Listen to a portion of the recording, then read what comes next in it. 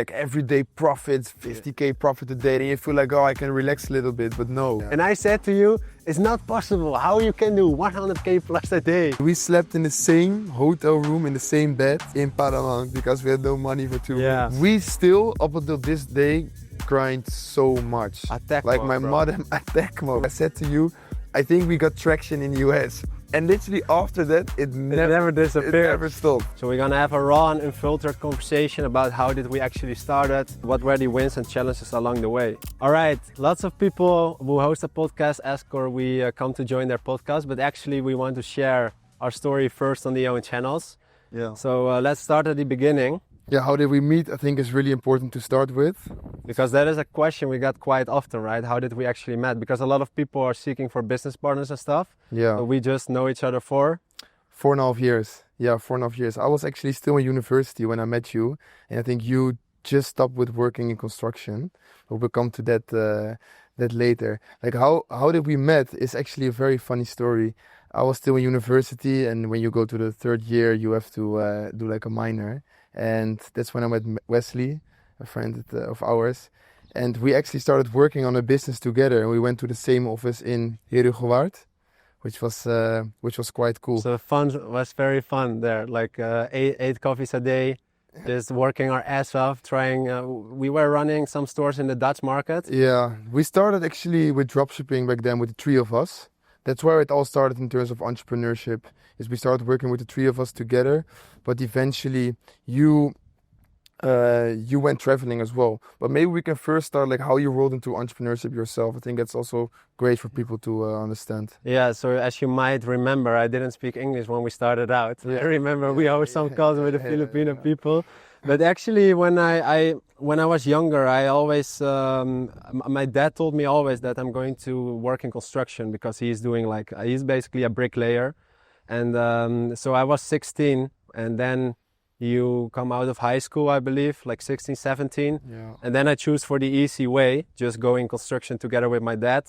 I did that for about 4 years, and I worked basically only with people from 40, 50 plus, and the only thing they are talking about is what's happening in the news and what will be the weather tomorrow. Yeah. So I saw it was a bad environment, and then it was 2019, 2020, and all of my friends were starting to make money online, but everyone's just very sketchy about it. I have a feeling like people in your neighborhood, a lot of people started doing online business, because in my circle, like actually nobody did it. Yeah, like I know a couple of friends of yours. I know like 5-6 people around me who did it. But actually, it's a fun story because then COVID came. Yeah, we were just working out in the garage of my grandparents, where we built like an outdoor or like an indoor gym. Yeah, because everything was closed, right? Public places. Yeah.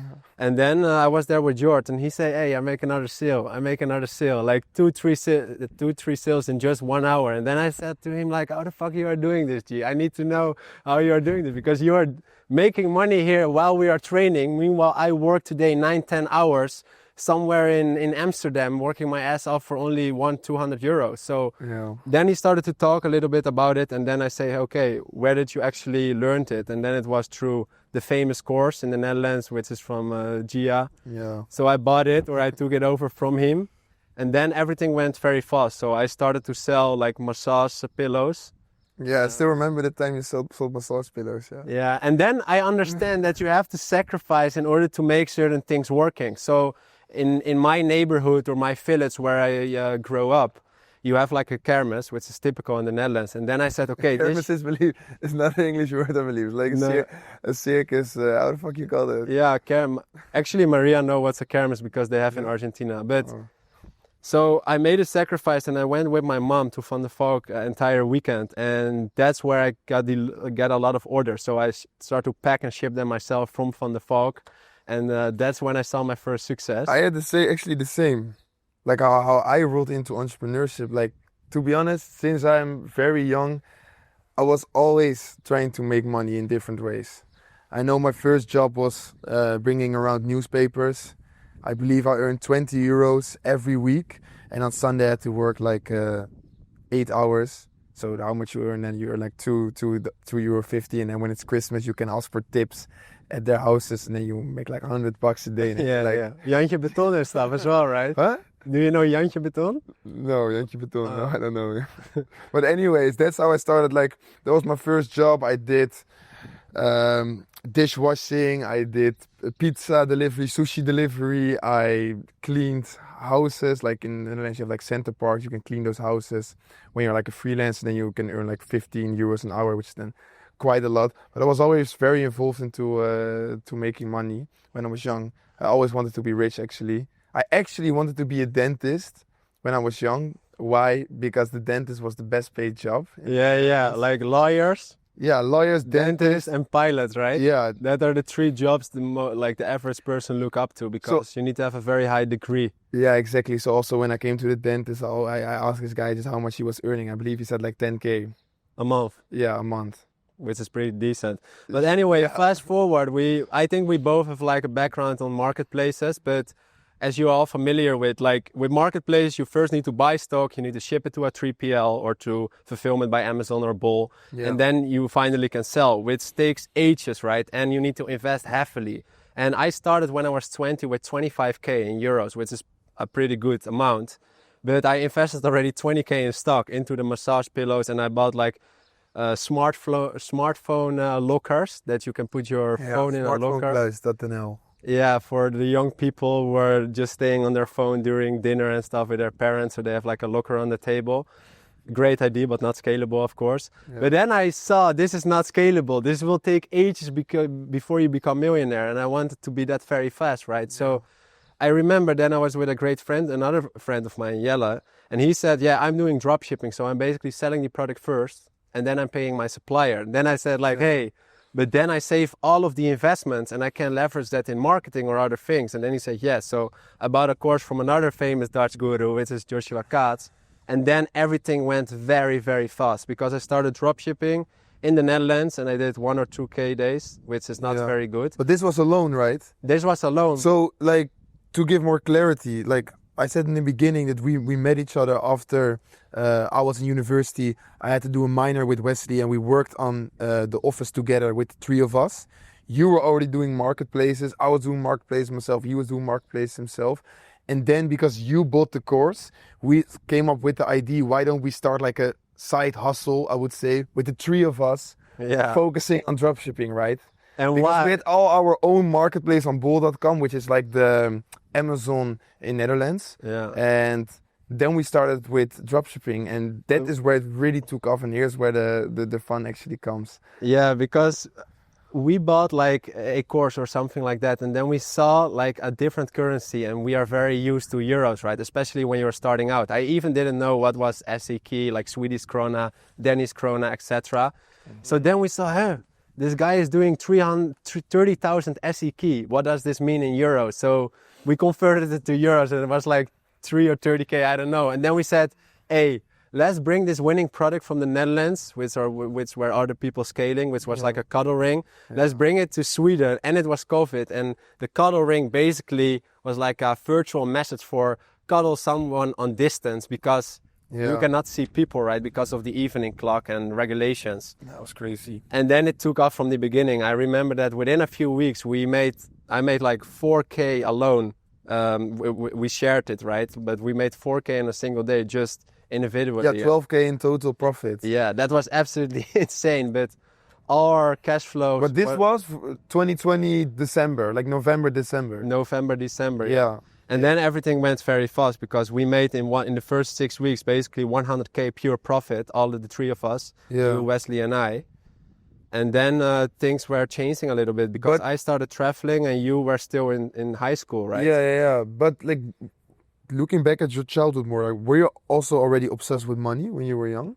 Because I was, like some friends from when I was younger, like texted me also. He was with me in Dubai as well. He said like, yeah, Oli, you always said that you want to be rich, and now of course you have money. But it's like funny because you were always the one who said like, I'm gonna be rich. I have to be rich. It was always a drive for me.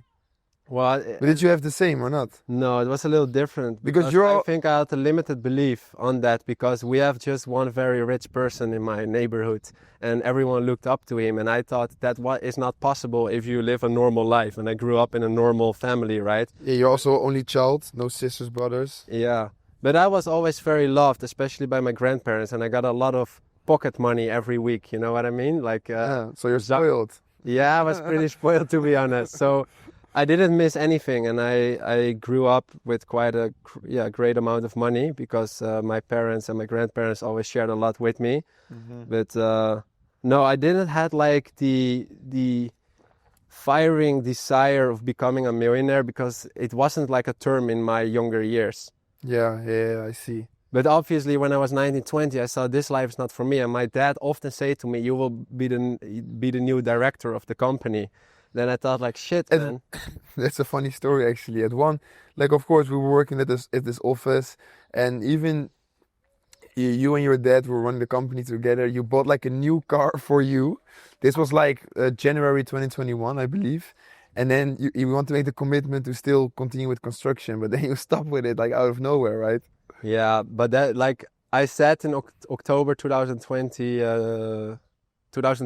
that I will just try e-commerce and see how it goes. Yeah. And then it went very well in a very short time frame. And then I showed him just proof, like, hey, we are making this amount of money. And he even borrowed like 25,000 euros, you remember, because Klarna hold all of our money. Card.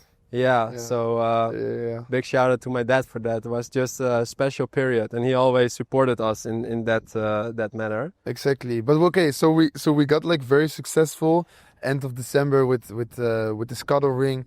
Then you started traveling, I believe, in February, and I was still in university. So I was finishing up this minor, and I had to do still 1 year to wrap that whole study up. And then you went traveling too? I went to Tulum. That was the first time outside of Europe. Yeah. Well, I have been in my younger years, but just traveling alone, which was very special. But obviously, we had a huge setback because we didn't know what we were doing in e-commerce. We just had had very much luck with the trend in Sweden. Yeah, it was a trend. It was a market. It was you have to imagine, like we talk, of course, a lot about offers and marketing, etc. But this was like such a crazy trend. You're in COVID, people cannot be with each other. You have a product which was $27 converted. You get 1 + 1. You can give each other a hug, and it was It was insane. It was insane. But then later on, we milked it out. We have to imagine we went from 0 to what was it, 5 million maybe in 4 months? Maybe 2 million or so. Oh. Because we also scaled in Denmark. I think it was more back then. No. But we lost also everything, but we'll come to that later. Yeah, but because we didn't have any understanding about how e-commerce worked, we still thought that in February and March we can scale cuddle ring in other markets, but it was just a trend also because it's like a Q4 product, right? It's really seasonal dependent because people are going to give it as a present for the holidays. But then actually we had a very tough time for, I think, a half a year. But we made already the decision to go to Dubai because we wanted to leave the Netherlands because it was a hype. Yeah, it was like a whole hype where everybody went to Paramount Hotel, and there was like this company who helped you with immigration. Yeah, and I said to this company, like, we have 300K in pure profit. Yeah. And then we scaled Romania, which was cash on delivery, a new business model. And we were one of the first in the Romanian market. And I was in Tulum living the life, and I thought we make 10K profit every day because we did ROAS 25. Like everything we published was ROAS 25 instantly. Yeah, but in Romania, like it was. So we went from Sweden. We were actively in Sweden. We went to which you can ship from China itself. We went to cash on delivery, so we had to ship stock to this place, right? And this market was pretty untapped. This was around March 2021. Yeah. And everything that you launch over there just hit. So we thought, okay, we're making money. We can immigrate to the UAE. We can travel. I had to stop with my study in order to go to the UAE as well. So I made that decision. And then we went to Dubai. But when we arrived there, we actually didn't have a lot of money. No, because we lost it all in Romania, and we dealt with How much we lost? I think like well over 100K. 150K. Because you have to imagine that you purchased all of this products, and we sold like sandals. Yeah. And like we sold around 600K in sales, and then the refusal rate was around 90%. 90% of the people didn't accept the product anymore because it was a 6-week delivery time in COVID. And the product quality was shit as well. Yeah.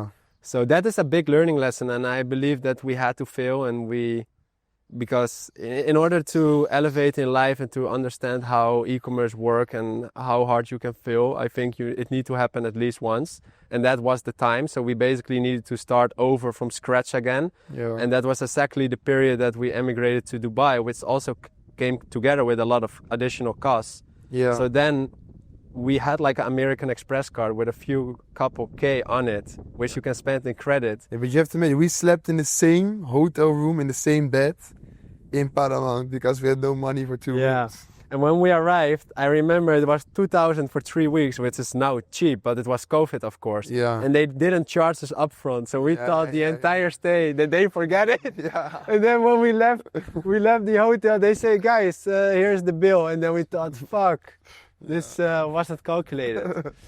And then, we had a very tough we even walked from the hotel to the mall to save money from the cab. Yeah, in 48 degrees. 48 degrees. But that's the beautiness of the journey, right? Like, if I look back to it, I'm beyond blessed that it all happened, because now I remember that we still have all of the pictures in Burj Khalifa in 2021. It was a very special period, because even now you appreciate the journey more. But I remember that we started from scratch and we traveled to Croatia because we didn't basically have. But this was after Dubai. Yeah, we of course stayed there for 3 weeks for the immigration, blood test, what else? Like all this shit you have to do, getting your ID, your bank account, and then we had like, we need to go to a place to build up again, make money, and get our stores up. So we decided to go to Croatia. And that's also the first time that your wife came over as well, because you also met her in Tulum. Yeah, indeed. So we stayed with the three of us. Yeah. It was also just a very beautiful. To be honest, that was for me the first time I really felt like I was traveling. It was like complete nature in Europe. We had like a pretty cracky house, I would say. You could hear. Wow. Yeah. Well, back in the time it was a good apartment, and my girl cooked a lot, so. Yeah, but we were also drinking every night. Smoking. We were like drinking vodkas every night. Drinking vodka, eating popcorn and stuff. Like, if I look back to what an idiot we were. Yeah, crazy. But actually, in the end of this period, because we stayed a month in Croatia, because you also need to take care when and where you travel because of the COVID QR code and stuff. And then we finally start to make some great revenues and profits again. And it was actually a hiking shoe, which is called Wonder Stiefel. Yeah. And we scaled it pretty quick to 30K days with very healthy profit margins. In German market. Lizzie Berlin was the dropshipping store called. Yeah. And that's where we finally start to make money again. And we built everything over again. And I think, looking back, that was our biggest setback we got so far, right? By getting in such a short time frame, generating 100K in pure profit each. And then after try to expand to cash on delivery, lose it all again. Yeah. Basically not really know what we were doing, and even does this have a good outcome? Mm-hmm. And then we made it again, because in Croatia we maybe had only 10 or 15K, which is I still remember it on the Revolut personal bank. Yeah. So then we saw also a trend of all these e-com entrepreneurs. You have obviously the cycle from Paramount emigrating to Dubai, and then everyone went to Bali. Yeah. So then we said to each other, like, hey, if we want to connect with like-minded people and live a lifestyle where you can live like a king but doesn't spend a lot of money monthly, you need to go to Bali. Yeah. So that's what we did in the beginning of 2022, and I think we almost stayed the entire year in Asia, or at least I. But I was 4 months. I was 4 months only in Bali. But to be honest, when I came in Bali, my eyes really opened, because there everybody just literally works online, and I never experienced something like that before. So when I came there, like driving on a scooter, you feel like a G. You feel like the world is yours. Business was running, so that was pretty good to go in Bali, but. It both have downsides and upsides, the country itself. For me, I only look back at a good time. But for now, at this stage of my life, it's not great to be in that place anymore. But back then, it was the best decision ever. We were outgrown. Yeah, we were outgrown. Yeah, definitely. Because now we need to surround ourselves with better people, better entrepreneurs, more wealth, so we can also be more motivated instead of staying in Bali. Yes. But I look back at a very good time. Yeah. Yeah. So speaking about that, fast forward to 2023, which is only 2 years ago from here, because we just continue with general stores, yeah, it was just continuously just working, but just not immensely making immense progress, but just stabilize. We were doing like stable 1 million days consistently. 1 million months. 1 million, 1 million months. 1 million months. 1 million days soon. Yeah, 1 million days soon. Like it was like the first 2 quarters of 2023. We did general stores and we did about 1 million consistently, even 1.5 in the Swedish, Scandinavian market, very local. And obviously a lot with Klarna. So you think you make 20% profit margin, but 6 weeks later, you actually lost some money. So sometimes I saw our net worth was 1.5 million because I'm doing every 2 weeks our network calculations. Yeah, that's a good tip for everybody. You should do your network every 2 weeks. Yeah. Because then you can really calculate if you're making progress. But of course, at some stage, it will be really difficult since you have stock in multiple fulfillments. You have products on the way. You have but that is goals. Now because we are doing almost 100 million annually. So now it comes with a lot of different side quests, of course. But back then it was more easy to manage. Yeah. But I remember when we run like sandals in the German market. Yeah. And we did everything through Klarna. Our net worth was at a certain point 1.5 million, and then 2 weeks later it was with all of the refunds 1.1. And then 2 weeks later it was 800k. So we were gradually decreasing our net worth because of all of these refunds. And then we said to each other like, hey, something have to change and we have to build something sustainable. So how did we came up with the idea of starting a brand in the footwear space and specifically barefoot shoes? Yeah, to be honest, if we look back at our journey into entrepreneurship and selling products online, it always came down to fashion, which worked for us. We were never successful in beauty, gadgets, or any other niche. So fashion always worked for us, and I think for a lot of other people as well. And to be honest, we were always saying to each other, also when we look back at the winning product we got in 2021, that was also a shoe. We always wanted to start a shoe brand. Like we said it, I believe 1 year before we started it, right? Mm-hmm. And then at a certain stage where you do continuously 1 million months, you're not making any progress, you're not getting satisfaction from those numbers anymore. We wanted to make a switch because everybody wants to build a brand eventually, because of course it creates value.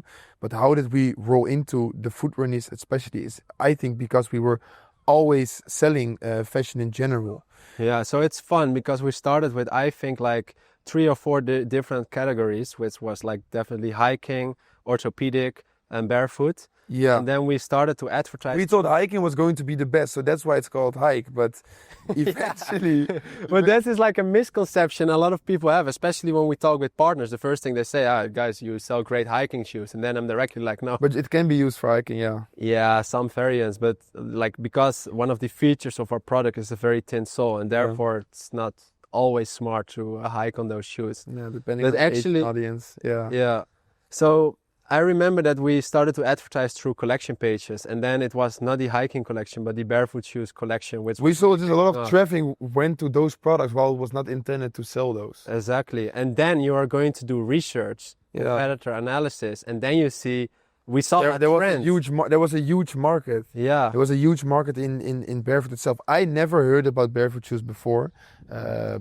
And then we saw, like in Germany especially, it was really, really, really big. It was kicking off heavily in 2023. What I think is also valuable to say to the people, like a lot of people, of course, want to transition. But how do you make the transition eventually without sacrificing your current cash flow? And how did we do that? Well, that's a good question, because we have learned from people we know that a lot of people make this mistake. Yeah, you don't want to focus dedicated to your brand if you don't have proof of concept yet, right? Yeah. So if you are doing dropshipping, which a lot of our people in our audience doing, and they want to make the transition to a brand, you just want to keep running those stores because they are generating cash flow, and you still also for your mental mind that you know that you are still running and you are making profits, right? Yeah. So then you can just start with your brand and you can slowly just put more energy and time towards it and really make a proper foundation and really understand what kind of audience you want to target. Mm-hmm. And once you have validated your niche and validated your concept and you're going slowly towards 10 or 20k days, you can just eliminate your dropshipping store. So we had already from the beginning that we said like, okay, once we are on 10k, we run like 10 stores back in the time. So we said like we eliminate 4 and then we eliminate 3 when we reach 20K, and then we eliminate everything when we reach 30K. But we all know in e-commerce it can go very fast. So in Germany, the market, we went from 10 to 30K days in just a week. So then we said we are going to close all of the previous dropshipping stores,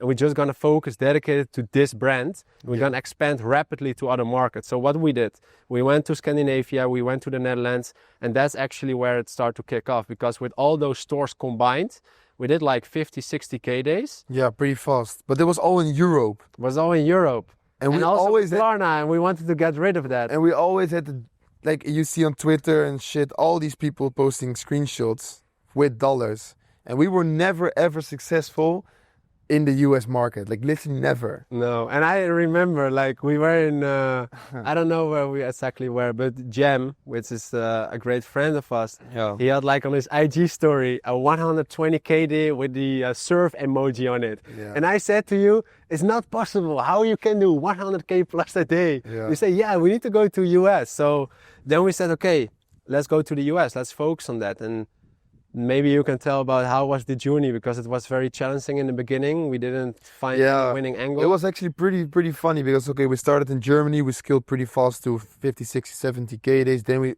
had the switch, okay, boom, we need to go to the US. So we started over there, but to penetrate the market like we did in Barefoot Shoes, you have to apply different marketing tactics to eventually gain your market share. So what did we do? We first started with general UGC, static ads, etc., just the product page itself. But we didn't have any understanding about awareness stages, that you have to educate people first or bring them from unaware to problem aware to product aware to fully aware. So we just started testing for 1 or 2 months without any results. I believe we spent $30,000 without any results. And then at one moment we saw this shitty looking brand, Comfortwear, using these 10 reasons why you should buy these orthopedic shoes for nursing.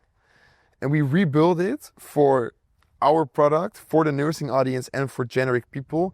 And then it just hit. And I know exactly, I said to you, I think we got traction in the US. And literally after that, it never disappeared. It never stopped. Up until date. Yeah. Insane. So that's... the moral comes down that we just tested general marketing creatives. And that is what a lot of people are doing. They are just picking a niche. So for example, they pick beauty, they go to, I don't know, foundation, and they just think, okay, if I push a lot of UGC and nice static ads, I will make it work. But no, you need to come raar. You need to come crazy in the corner, right? You need to come up with crazy marketing ideas, landing pages. But actually, we became aware of direct response marketing and VSLs and stuff because we followed this Peter Kell. Guy. We learned a lot from it because we bought his course, and then we understood. You know what I also had, like what I wrote. Yeah.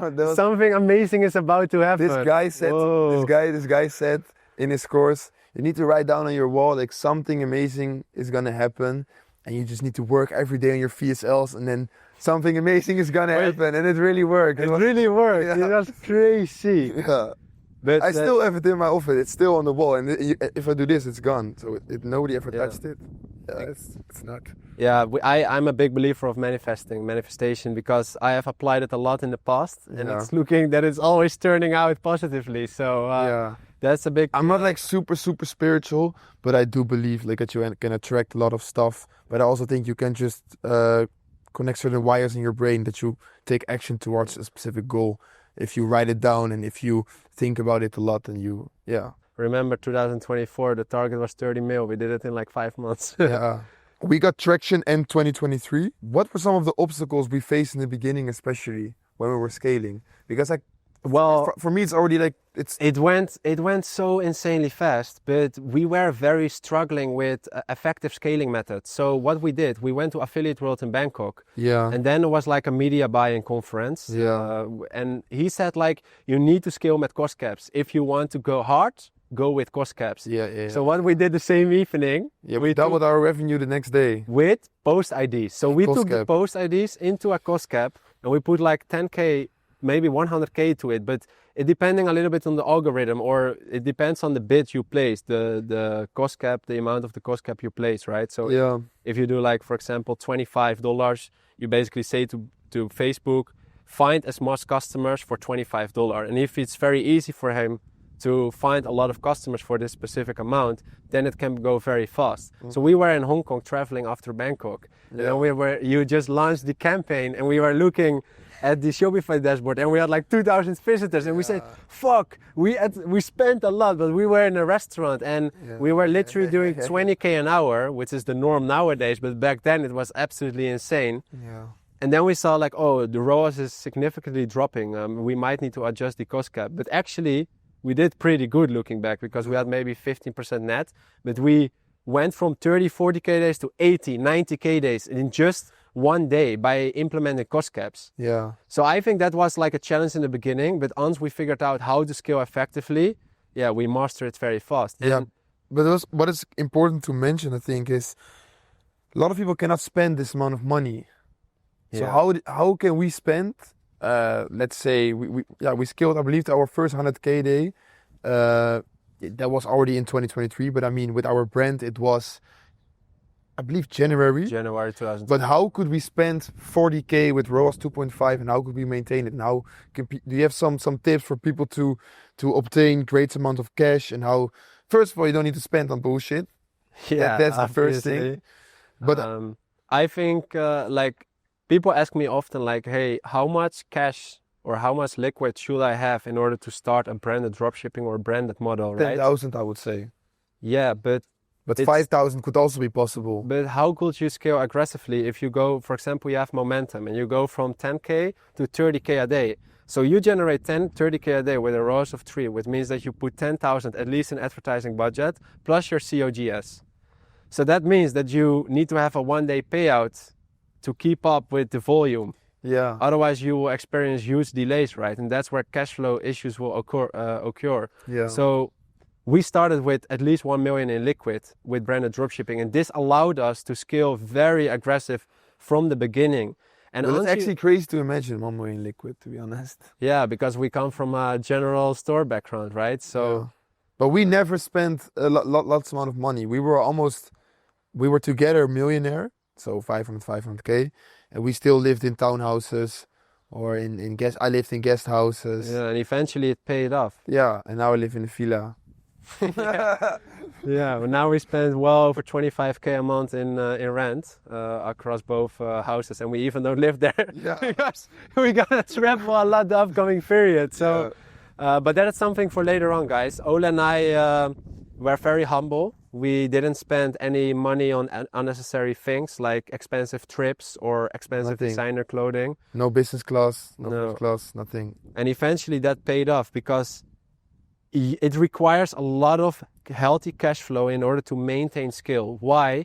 Because often if you work with agencies or you work with other partners like AppLovin or Native Ads, you need to pay them in advance in order to scale. Obviously, you build a great relationship when the time continues, but this takes also time. But when they saw that we scaled to 150K in January 2024, everyone started to reach out like, hey guys, do you want a credit line? Because they see that you are serious and you're doing serious numbers, right? So you first got to show proof that you're about it, and then they will come to you and they will eventually give you a credit line. So to come back to 10K, I actually disagree on that, because I think if you have 10K liquid, that you should focus on general dropshipping and go at least to 50 or 100K.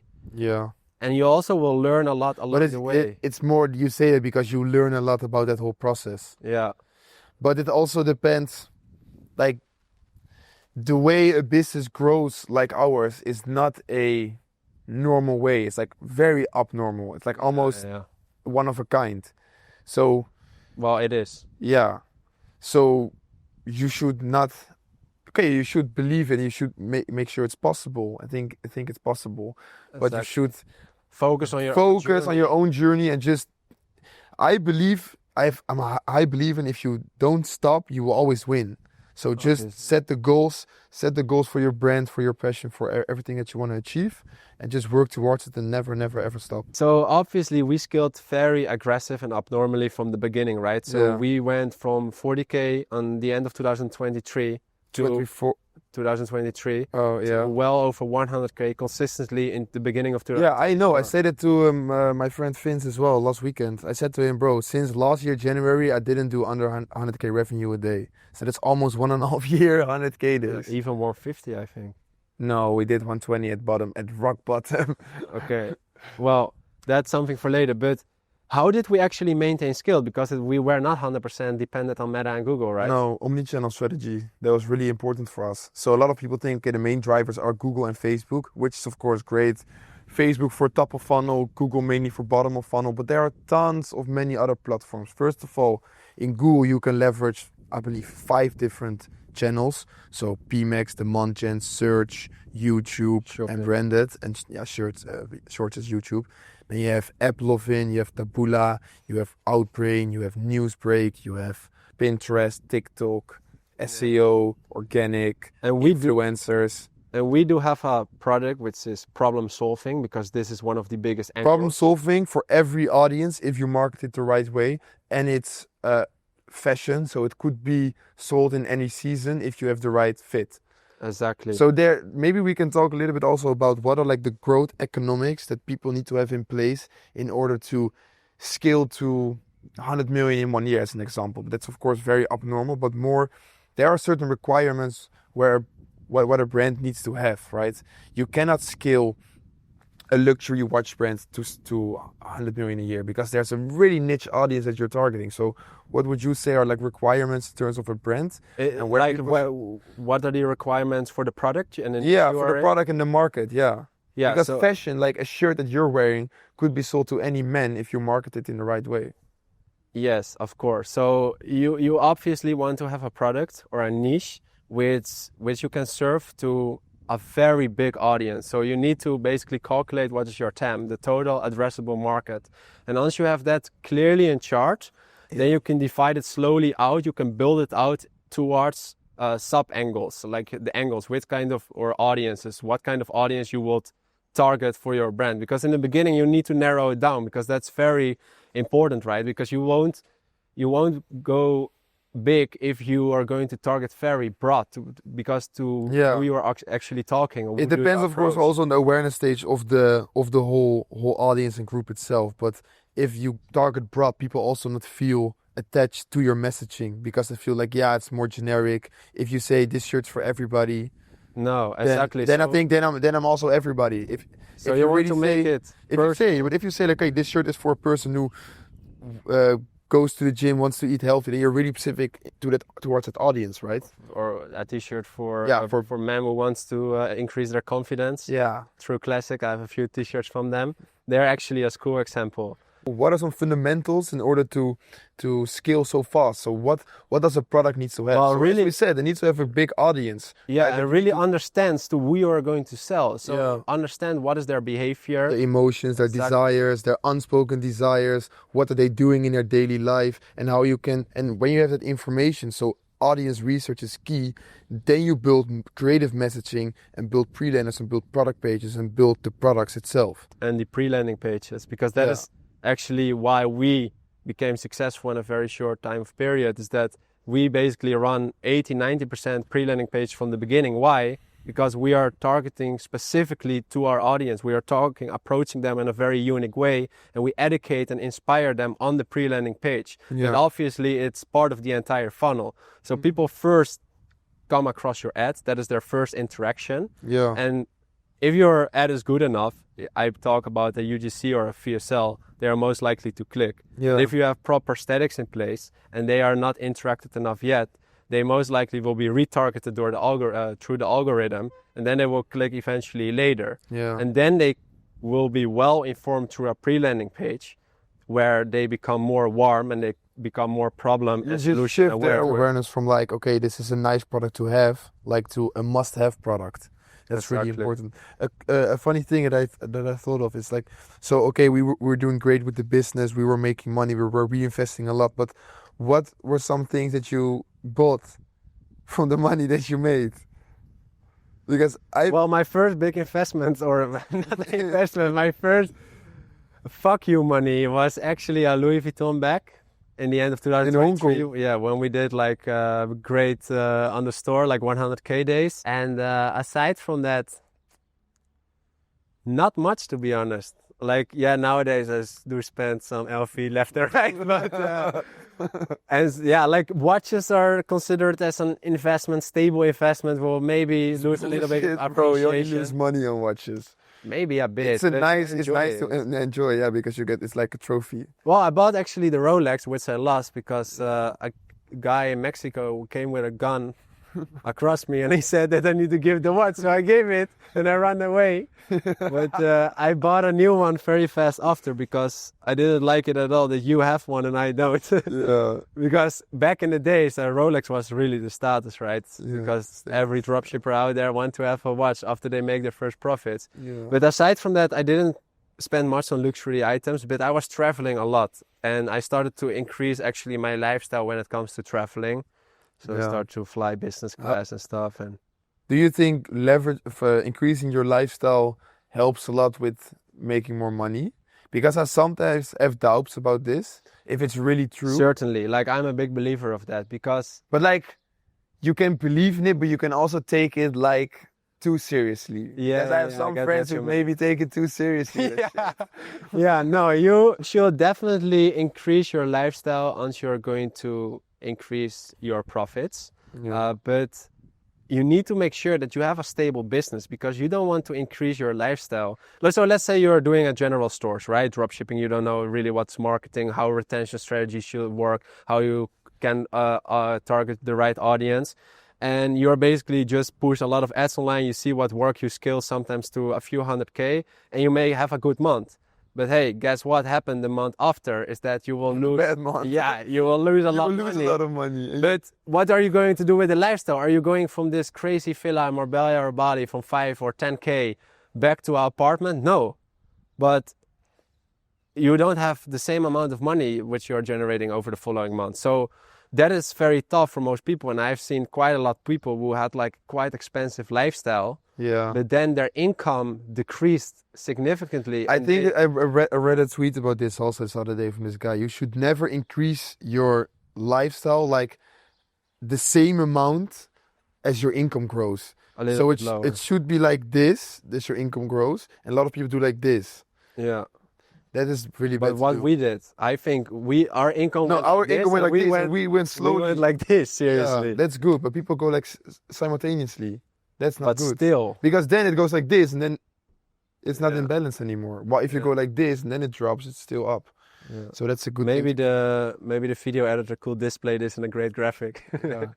Yes, the cool. Look a little, G. I think that we are up till date still humble. Yeah, obviously we do spend a lot of money right now on lifestyle. Of course, we show also a bit more on Instagram. I try to show more of my life, show more of the things that I have. Of course, I'm proud of it, but I also look up to other people who shared it. Because if you don't share, you're like a rock. Nobody knows what you're doing. Emotion. And in this type, in this life we're living right now, this season, this online shit, you just have to show. And like your personal brand also becomes really valuable to connect with people. When we started posting more, our first YouTube video was so valuable to connect with other people as well. That's how it really pays off in different ways. Which wasn't direct to money. Like we didn't we invested a lot of money in the video itself without any return, just to put our names out there in our face. Exactly. And successfully, right? Yeah, really successfully. Because, for example, we got a few resources which we could apply directly to our business because we had some challenges in the beginning also when it comes to accounting and stuff and international structures. Yeah. Then we met people through this video. We got the right resources. Hey, we fixed it all. And now we live more in peace because we have the right structure in place for our operations. Yeah. So exactly. So I wanted to ask another question where we actually don't talk much about, but what are one of the unspoken sides of the journey of becoming successful in a very short time? Yeah, that it comes with a lot of really a lot of sacrifice and a lot of lonely times, I would say.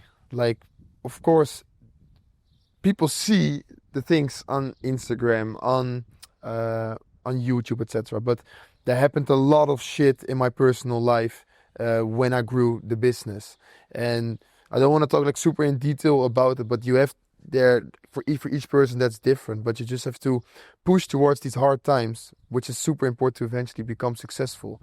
So I think it is just making those sacrifices and making sure you stick to the vision that you have for yourself, because like nobody is gonna do it for you. And that always stood me by, and that my dad also said that to me always, like you have to do all this shit by yourself, and nobody's gonna like give their hands out.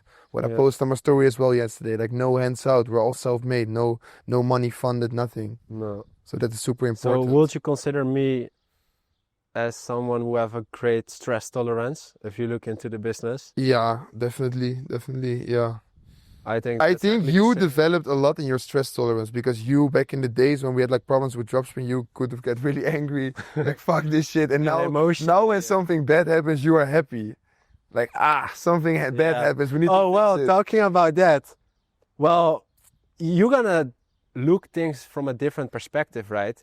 So you think that we can fix it now and then it will never happen again. Exactly, well, otherwise, because it are big learning lessons. Yeah.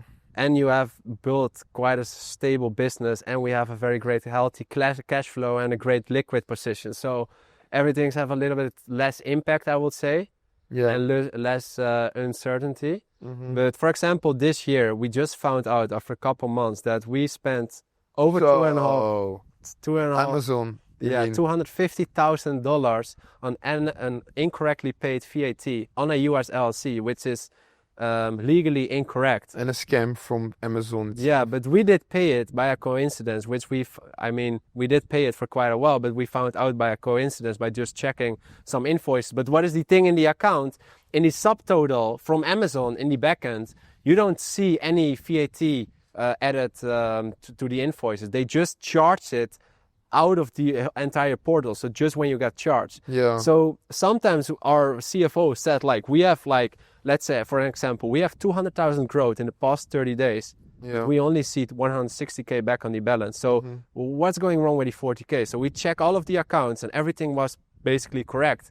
But we never checked in detail on the invoice itself. And that's why we found out after half a year that we paid well. But also on Facebook, right? We also had the same problem on Facebook. So well over 350K. So right now we are trying to fix this, but it doesn't affect me negatively. Like I'm not in the evening in my bed like, oh shit.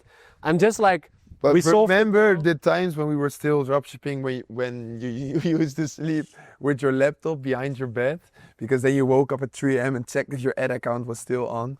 Yeah, that were strange times, man. Like, I was so obsessed with nothing bad can happen to me, you know, and I felt it maybe a little bit personally. Yeah. Like back in the days when we had hold from payment providers, I really wanted to know why they give the hold to us, because I felt it was incorrectly and unfair. Yeah. So what I said, so I got to start to reach out on LinkedIn to all of those account managers from Molly and Klarna, and I said, let's have a call. So I was in Bali with my laptop in the beach, and I did call with account managers from Klarna just to say that they were incorrect and we need to get our money back. Yeah. Because we refund people in a fair way. But nowadays it's just changed it a lot, of course. But the thing that you spoke about, okay, so the untold things about entrepreneurship and about this whole thing, like what do you think yourself? That you need to have proper resistance, obviously, which Definitely. You build over time. With the sacrifices, you can maybe tell more in detail what were some sacrifices that you made, of course. Well, the sacrifice started from the beginning. I already said to you, like, I had like a very close group of friends where I grew up with till I was 20. Yeah. But I love to be with them. Like, I still have good relation with them. But at a certain point, if you really want to elevate in life and you want to chase your dreams and you want to step out, okay, this is like a sensitive term, but for me it's the term out of the rat race, out of the 9 till 5, then you need to make sacrifices. So sometimes you need to just lock into the weekends, weekends. And why do you think it's not possible with that group of friends? Because they have like a different purpose in life, and my purpose is to chase a big brand and make impact positively into the world, and they have a different kind of journey. Could that people from that same friend group also achieve the same? Like, could they shift their mindset as well? Yeah, obviously, if they would like to. Yeah. But you first need to put yourself open to it. You need to like, make the decision, right? It's all about like the things we have achieved up until date. The Lamborghini, the G-Wagon you see in front of the house, the amazing villas and the lifestyle we are living, was all because of one simple decision we made in the past. Yeah, why I say that, because maybe there are people think like, hey, I'm in this situation right now and I can't get out of it. But I believe this life could be for everybody, but you need to be able to make those sacrifices. You need to be able to literally, I will do anything to achieve the things I have right now. Yeah, because we but wanted this is not so normal. badly. This is not normal for other people. Like when I say this to our friend group, they say, "Oh yeah, it's normal." But when I talk with friends back in Netherlands, they say like, "Bro, you're going so fast. How are you doing this?" Like, and then I say a small example, like, "Do you already go to the gym 5 times a week?" Because that's when you start to build like this momentum. You need to start. You're gonna do something. You're gonna dedicate to. Discipline is all you learn in the gym. I mean, for some people who are stuck right now, because that's the lesson we want to give them. Yeah. Just put yourself open to it. Start to shift your mindset and look at the other side of the bridge. Because a lot of people are skeptical, right? But we are the living proof of it. Like I was maybe a little bit skeptical myself as well, till I saw friends around me were obviously they were grinding hard, but they lived in freedom back then. And that was for me already unimaginable, because I worked 6 days a week in construction, 60 hours a week, my ass off. So for me, it was like working on your laptop and then the digital nomad lifestyle from anywhere in the place you want. Is that even possible? I thought. Yeah, for me it was Flores actually, because Flores was like the friend, the e-commerce goat. No, but he lives like in the city next to me, right? He lives. He comes from Velsenbroek, and like I have a friend of mine, and his brother was the best friend of Flores. So that's why it was like relatively close to me. I never knew him.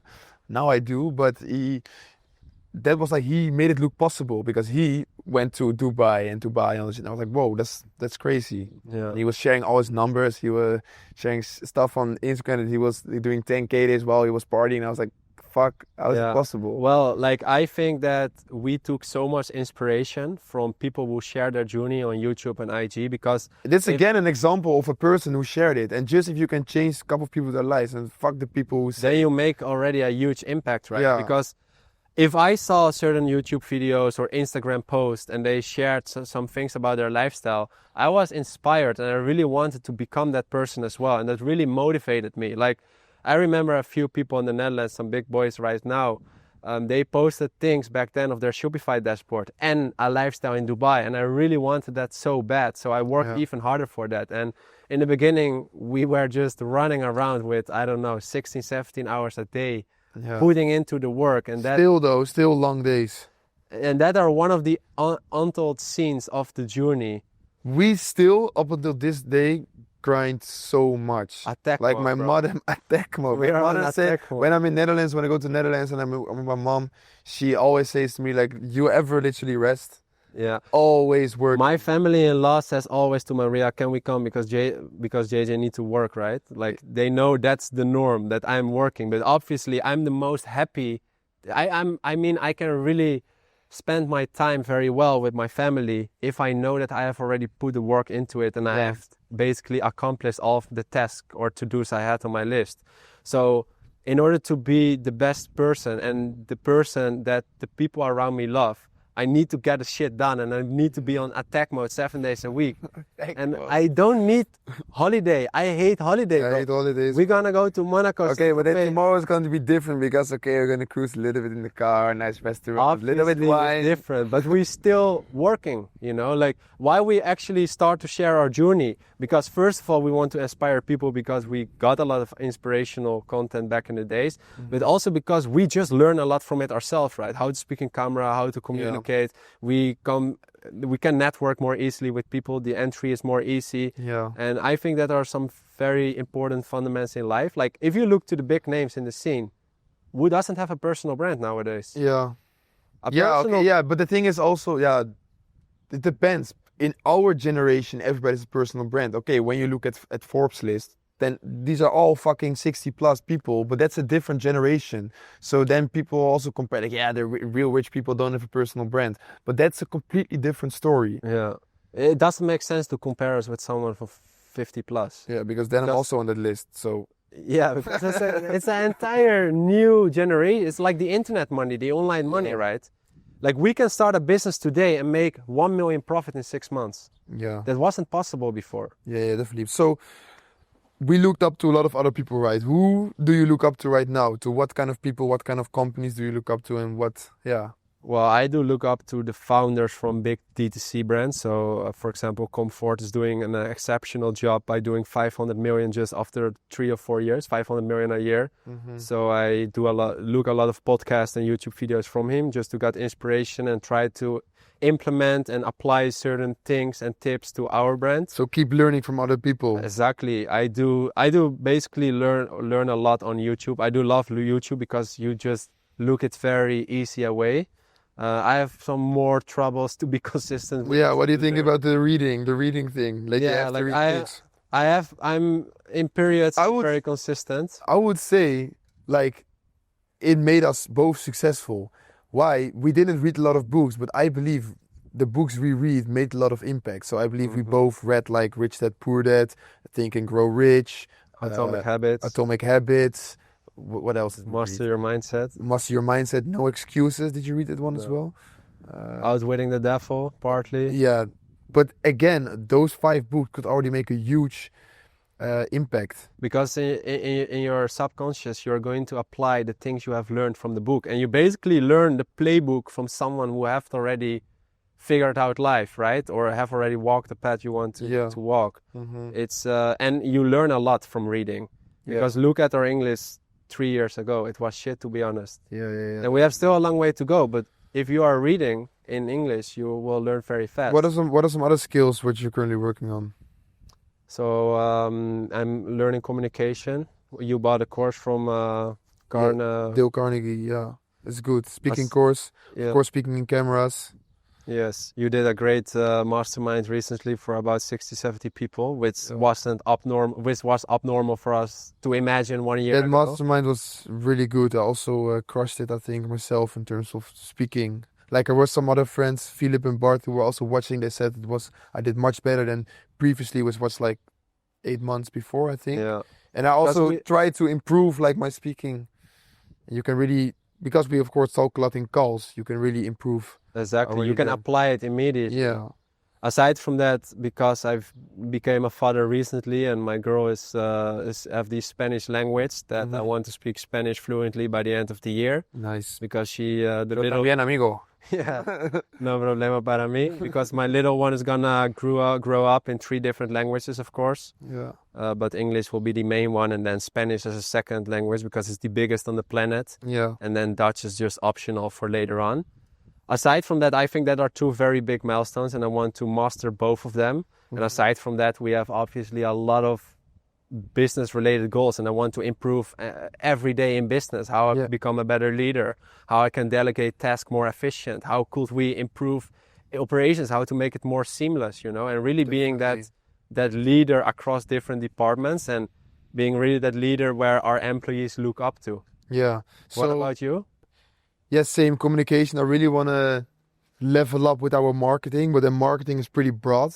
I want to come back also a bit more to hike right now. Like, okay, we scaled, we maintained revenue, but what are also the plans right now in terms of focus points? But I want to develop more in communication, leadership as well, but in terms of marketing, like really developing campaigns and like getting ambassadors on board and like building on the bigger picture. Why? Because we used to scale very fast, and we held this revenue consistently up until this day, but it was still due the main creative cycles, right? Statics, UGC, VSLs, testing different landing pages, testing different listicles, etc. But now we are ready for the next step because we have to go from 100 to 200 to 300 million as well. So what do we have in the pipeline, how we want to achieve it, and how we want to elevate our brand itself? Yeah, so our business is highly dependent on performance marketing, which is in the essence not a big issue, right? But in order to increase performance marketing or to improve performance marketing, you need to go into brand marketing. So make sure that you spend more or allocate more budget towards PR, into offline events, because that's eventually where you're going to get more eyeballs. Go into marketplaces, not marketplaces online, but also physically. For example, Walmart, for example, Target, which is like very untapped. Depends also on the niche. Yeah, of course. Sephora for beauty.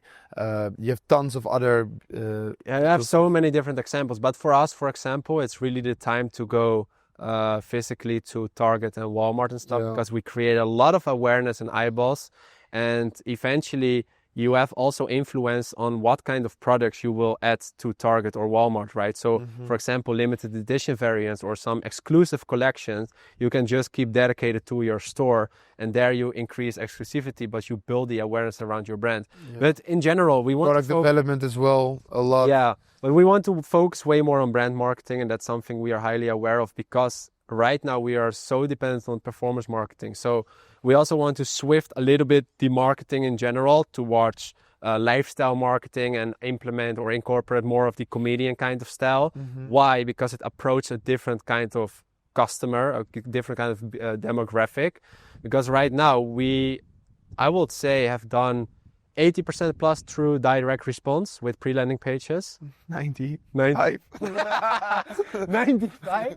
Yeah, I think a lot. Yeah. But 90 definitely. And everything through the older generation, like our age group is very old, I would say 50 plus, and we have a huge opportunity, a huge potential to tap into the age group of 25 to 50. And therefore, what we need to have, which fundamentals should we have in place in order to expand to this age group? First of all, the right categories, right? Because right now, a lot of our products are specifically focusing on older people in general. Yeah. We should to go more into the male audience. We should to go more into, what do young people? Performance. Yeah, there's different categories also for your products itself. So if you want to divide this more broadly, you should target different ages, different genders, and different uses of your products. So as beauty, as an example, you could target the ladies who want to be pretty on Instagram, but also the young girls 14 years old who are going to start using makeup again. So that's how you divide like your audience itself. You need to step by step encounter each audiences from different age groups and genders, and that's how you want to take over eventually a whole. Just your products should be for everybody. As Nike is, that the shoe, people use them for different occasions. Some use them for running, some use them for football, some use them for walking, some use them just. I use the sneakers from Nike just because I like them as fashion. Yeah. So that is different, things where you can use them from. And obviously, we have some other great things to expand to, but we're not going to share too much because we know competitors are looking there on the watch. Well, actually, what I want to ask you, so what should you have done differently, looking back, scaling our brand? So what would you have done differently, and could other people incorporate in their own brand or product that so I have a few things, of course, which cost us a lot of money, so I will already mention those ones. So first of all, make sure that if you are a brand which is providing a great product which people like and you have great reviews online, that you always do work directly with a platform like Meta. Because why? Because we did work with agency accounts till 8 months ago or something, and we did spend in total $500,000 in unnecessary. More, I believe, 700K in agency pure costs, profit, huh? which are unnecessary because we had like a Facebook page scores of 4.5. We have a healthy Trustpilot score. We have great reviews online. We have a returning customer rate of about 40%. So that's the first thing. The second thing is, build automations from the beginning. Why? Because and hire the right people. Because Ola and I run I would say more Ola, credits to him. He ran the entire marketing strategies up till November 2024, and it worked effectively for us. But we didn't have any automations or workflows in place. So how did we work? Through the company command center. Yeah, shout out to Dar. This was basically for milestones. But what we did, we put the workflow into milestones, and we made in the beginning of the week, like, hey, we want to have this statics, this iteration. We even didn't say iteration. We always say recreate this image to the graphic designer. Then with the image itself. Yeah, no any briefing, no any workflow, no any deadlines. We didn't have any of this kind of things in place, but we did. Imagine we just did 7 million a month. Insane. We accelerated a lot over time, but yeah, we had bad systems in place, and now we just evolved a lot with automations in Notion, ClickUp. So you said like what should we incorporate in the beginning is implementing systems, the ad accounts, and what else? So that are two things already. I think if we implemented that earlier, it saved us or a lot of money, or it even accelerated more our revenues and growth. I know a couple of things. Start with your trademark registry as soon as you start the brand, and make the commitment that this is going to be your baby.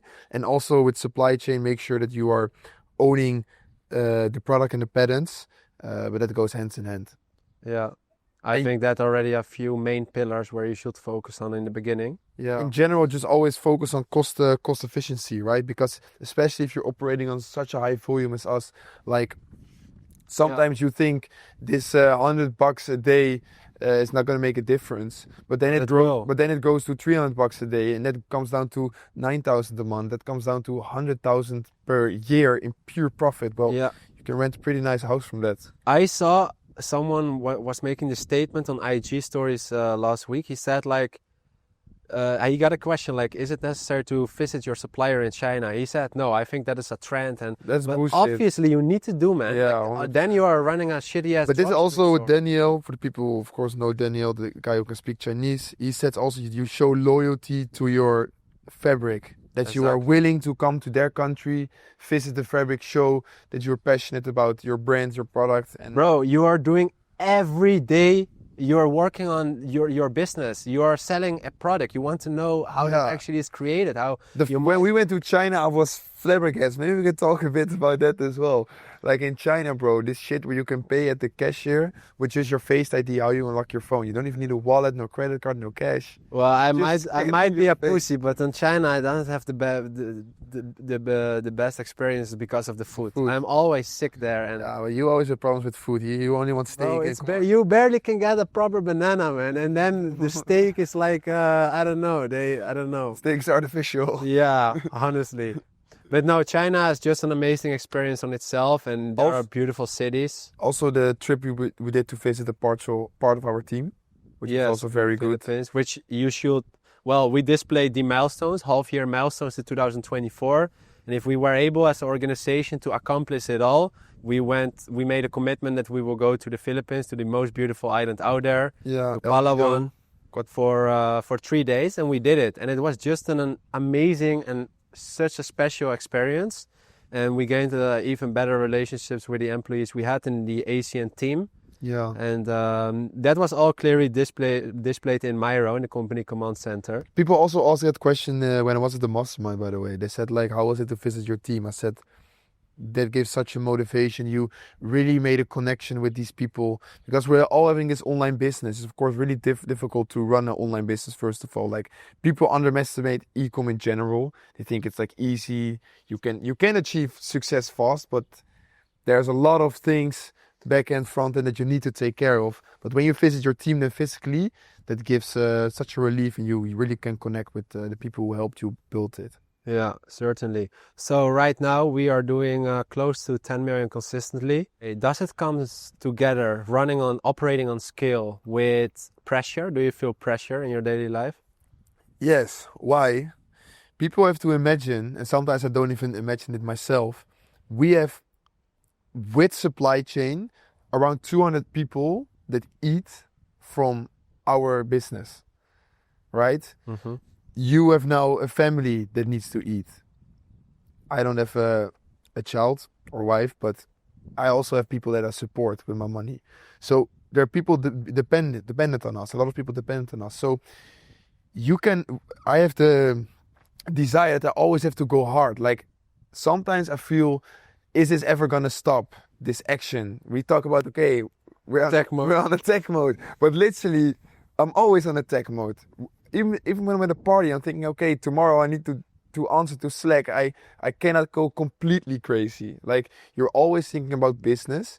And I think that is that is again a commitment you have to make, but sometimes it can be difficult because it's also for me sometimes difficult to enjoy the moments when you're with family, because when you're at business you think about family, and when you're with family you think about business. So you need to have like find a great balance with that. But well, I think in the end of the day, if I look into my daily life, is that happiness comes basically from progression, from chasing your milestones, from the company content, and from ticking off those boxes.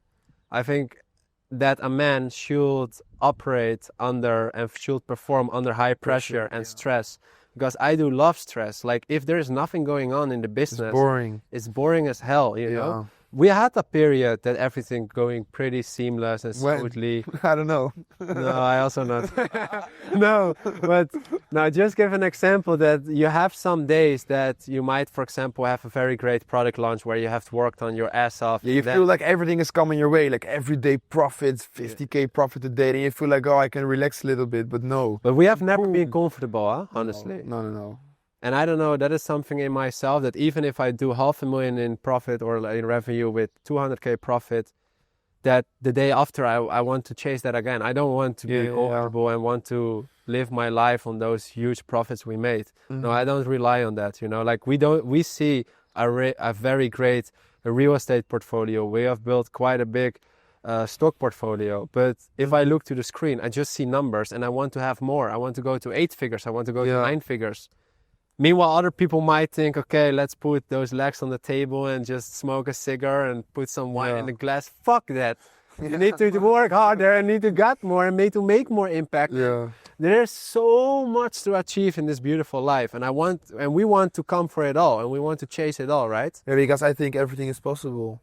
Ola sent me last week the yacht from Jeff Bezos, right? Yeah, 300 the million. Flying Fox. The Flying Fox is soon going to be mine. You have to rent it for 3 million a week. But okay, that is next level because it's 500 million. But I just believe I can get a house, a farm. I have a house in Spain, I have a house in the Netherlands, a house in Dubai, a couple of cars, a happy family. I think that's all achievable. Of course, it takes time, energy and effort. But I think within 10, 20 years, we both have that together. Easily. Yeah. The brand's going to go to a couple billion evaluation soon. So but we have a lot of things to work on, and that's where we will focus on over the upcoming period. I think we spoke about a lot of things, personal life, business, about things people should implement, things what people should avoid. And we try to drop more videos with value, also with a bit of fun.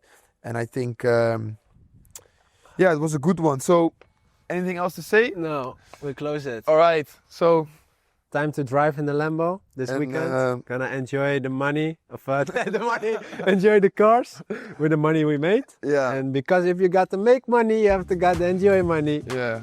Okay. Let's go. Ciao.